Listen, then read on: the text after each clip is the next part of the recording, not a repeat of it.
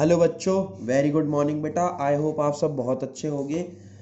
बेटा last class में हमने गवर्नमेंट कंपनी ख़त्म कर दिया।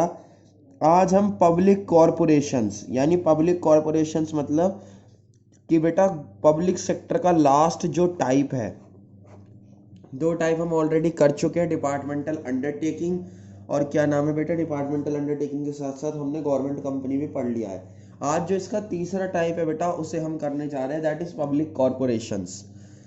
पब्लिक कॉरपोरेशंस का मतलब क्या होता है, समझना बात को। पब्लिक कॉरपोरेशन का मतलब होता है बेटा वो गवर्नमेंट के डिपार्टमेंट्स या वो गवर्नमेंट की चीज़ें, वो गवर्नमेंट के सेक्टर जिसे किसी स्पेशल एक्ट के द्वारा बनाया गया है।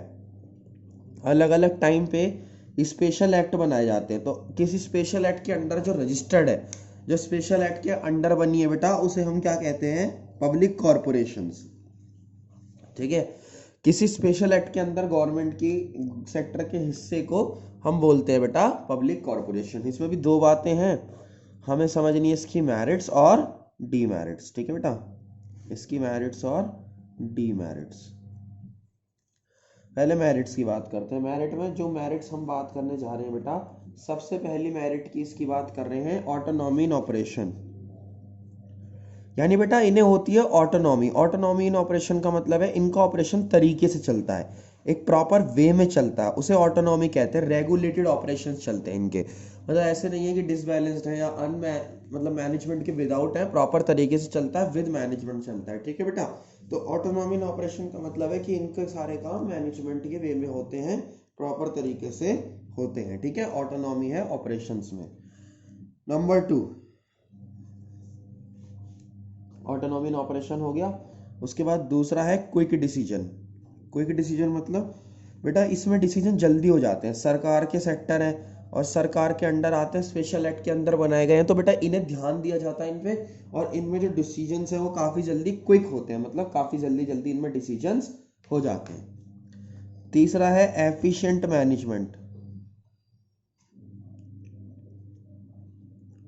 एफिशिएंट मैनेजमेंट बेटा मतलब इनका जो मैनेजमेंट का लेवल है वो काफ़ी ज़्यादा एफिशिएंट है, प्रॉपर है, तरीके से है। ठीक है बेटा, एफिशिएंट वे में होता है। फोर्थ है सोशल सर्विस। इनका काम क्या है बेटा, इनका काम है सर्विस प्रोवाइड करना, यानी ये सर्विस सेक्टर का हिस्सा है, सर्विस प्रोवाइड करना इनका काम है। ठीक है बेटा, तो सर्विस सेक्टर इनमें आते हैं, ये सोशल सर्विस के अंदर आते हैं। बात करते हैं लिमिटेशंस की। लिमिटेशंस इसकी ज़्यादा नहीं है बेटा, दो ही लिमिटेशन है। Lack of competitive feeling. Competitive feeling का मतलब ये है बेटा कि इनके अंदर कॉम्पिटिटिव फीलिंग जरा कम होती है।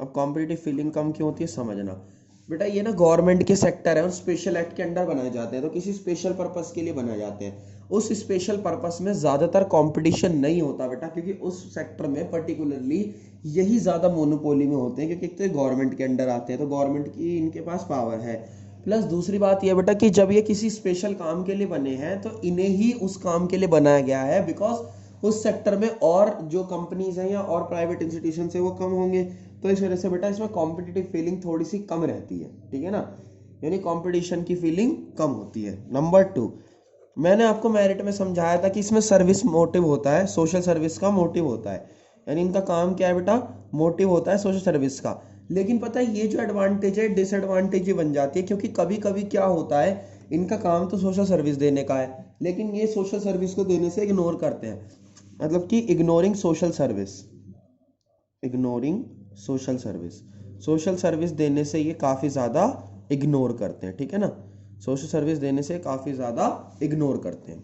इनका मोटिव क्या होता है ज़्यादातर, कभी कभी इनका मोटिव होता है कि ये इनका मोटिव वैसे तो सोशल सर्विस देने के लिए इन्हें बनाया गया है, लेकिन कभी कभी ये सोशल सर्विस को इग्नोर करते हैं, मतलब भूल जाते हैं कि इनका काम, मेन जो काम है इनका जिसके लिए इन्हें बनाया गया है वो सोशल सर्विस ही है। ठीक है बेटा, तो ये बात है, तो आप इसे कंप्लीट करो।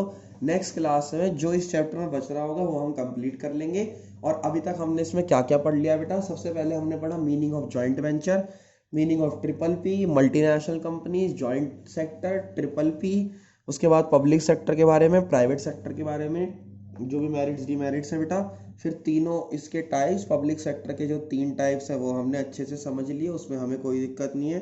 और क्या नाम है, अब जो तीनों अलग अलग हैं, गवर्नमेंट कंपनी, डिपार्टमेंटल अंडरटेकिंग और पब्लिक कॉरपोरेशन, उसको भी हमने डीप में कंप्लीट कर लिया। तो नेक्स्ट क्लास है बेटा या तो नया चैप्टर स्टार्ट होगा या ये चैप्टर जो इसमें एक दो टॉपिक रह रहे हैं वो खत्म हो जाएंगे। ठीक है बेटा, थैंक यू सो मच।